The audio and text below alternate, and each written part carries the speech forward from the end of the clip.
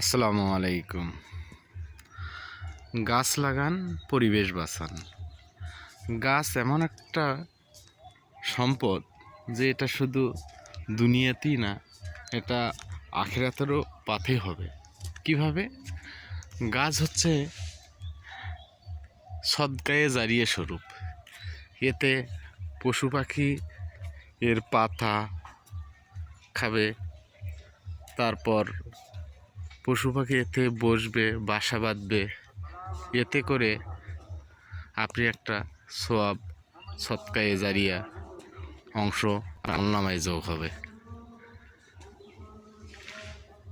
গাছ লাগালেই হয়, আমাদের পরিবেশের ভারসাম্য রক্ষা হয় এবং ইহা অতি সহজেই আর্থিকভাবেও সফলতা আনয়ন করে। এই যে আমার হাতে লাগানো কাঁঠাল গাছ,